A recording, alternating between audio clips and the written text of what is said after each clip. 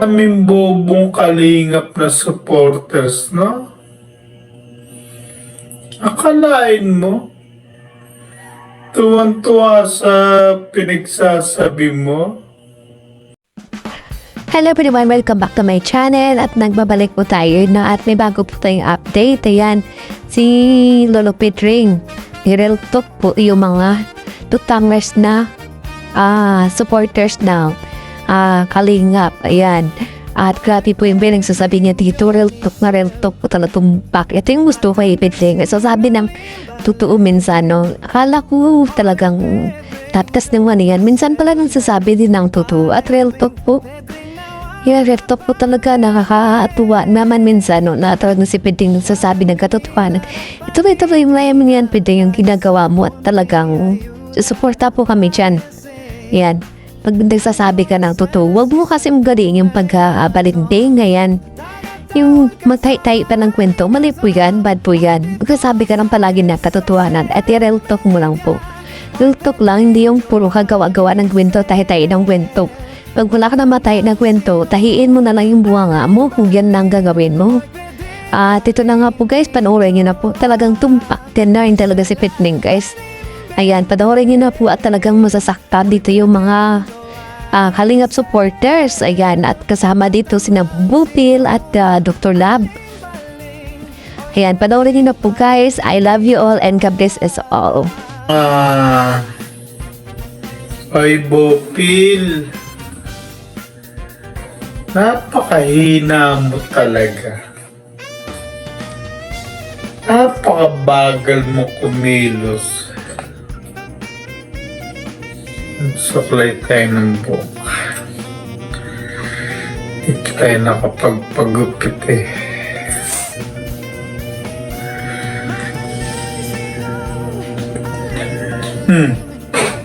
Nagtamsak na isa. Ay, ano Bopil? Ano sabi mo? Effort kayo. Mga hunghang. Ano gusto niyo ipagduldulak ko sarili ko sa inyo para balahurain? Hoy, nek-nek nyo. Ang kikitid ng utak nyo.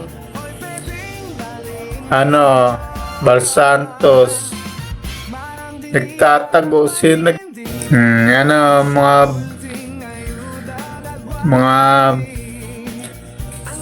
mga bobo at tatanga-tanga ng kalingap, nagkalat na.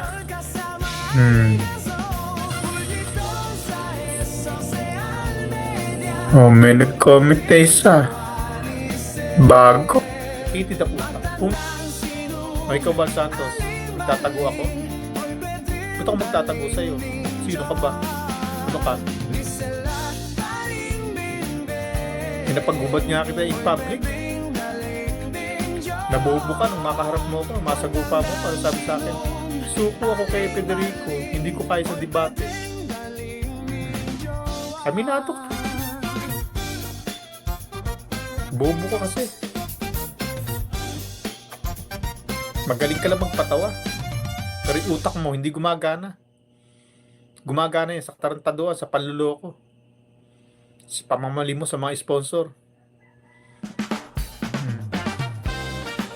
Maghahanap kayo ng mahirap na tao. Kakalkalin yung kahirapan. Ibablog ninyo. Ibabalandar nyo sa publiko. Para makapaghingi kayo ng pera. Sabi nyo, itutulong din sa bibidyoan nyo na naghihirap. Ginagamit yung mahihirap. Hoy, ang taong tumutulong, naghihirap, hindi tumutulong ko, maasenso ka pa.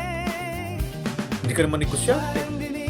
Sabi ko nga sa inyo, sabi ko nga sa amin yung kapi-kapi mo, pambigay lang yun eh. Wala ka namang kamukita niyan eh. Pambigay. Sino maniniwala sa'yo? Kada magbablog ka, may nagpadala po dito, may nalikom ako 7,000.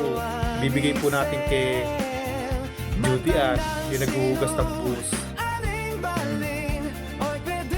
Ibigay yun.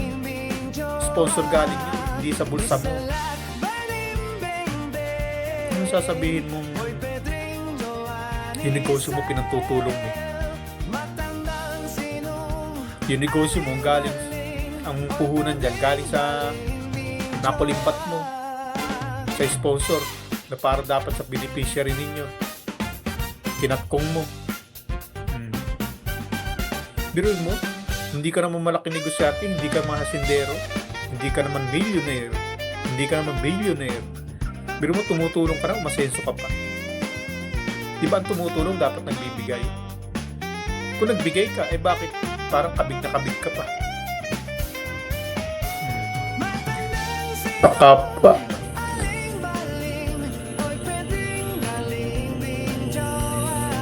Ayaw ko sa inyo.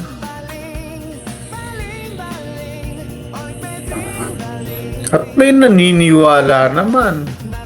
Ngayon wala nang maniniwala sa inyo.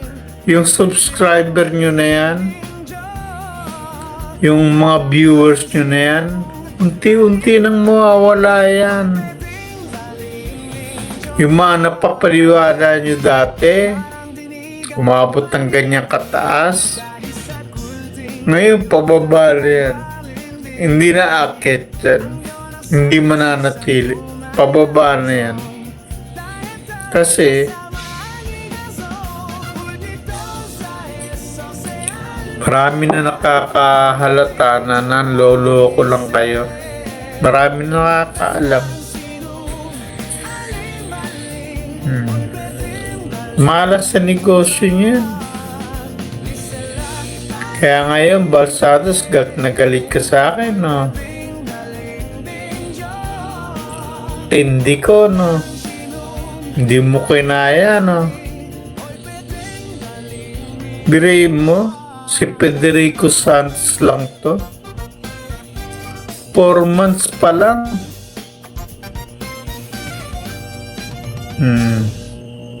Hindi pa natatapos ang taon. Lumabas ako April yata. O kung March. O March. Kaya nung buwan pa lang. Hindi pa nagtatapos ang taon pero lundagan na kayo sa akin, no? May wala pa ako kalating taon. 4 months pa lang ako rito sa YouTube. Pero anong perwisyo na gawa ko sa inyo? Ano, galit na galit kayo, no? Para sa akin, Sir Ped, may kasalanan din sa mga sponsors na naniniwala sa kanila. Totoo yun.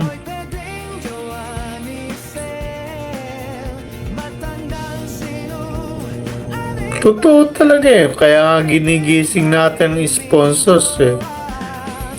Maraming pwedeng tulungan mga Pilipino, lalo na yung mga OFW na nagpapakahirap sa ibang bansa para makatulong. Yung mga OFW gustong tumulong sa kapwa. Naloloko ng kalingap. Akala nila nakakarating sa tinutulungan. Pero hindi. Sabi nga 10 OFW nagpadala ng tigli 5,000. Eh di 10,500 yun. Tapos yung i-announce nila, oy, yung pong nagpadala ng 5,000 naibigay na po namin.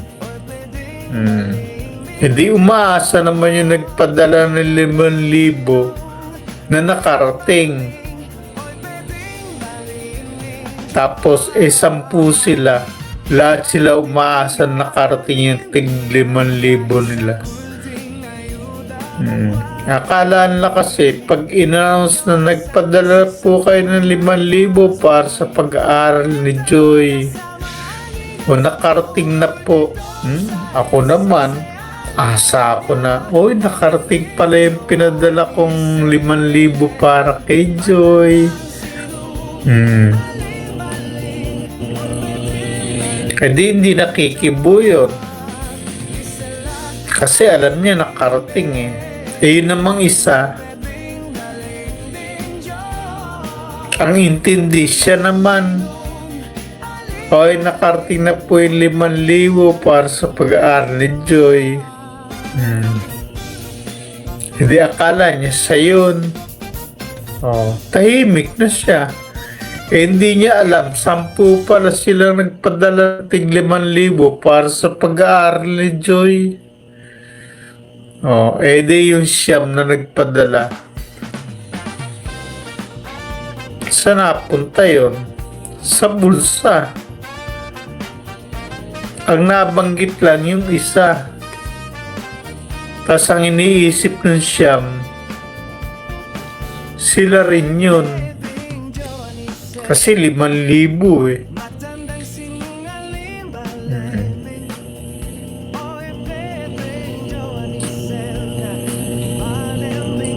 Pare-pares 5,000 pinadala nila eh.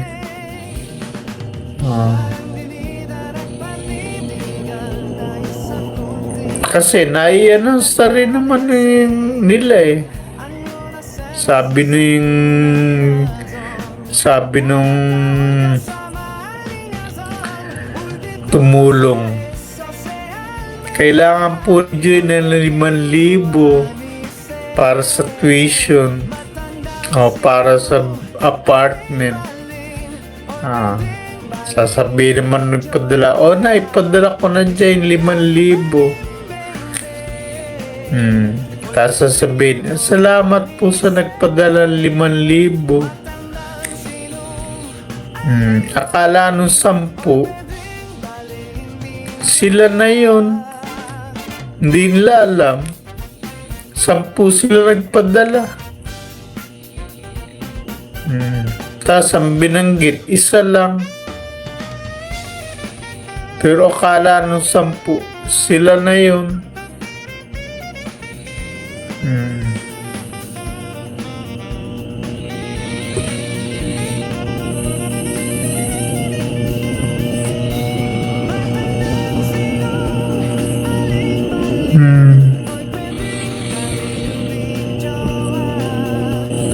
Sorry ka, ayaw kita sagutin eh.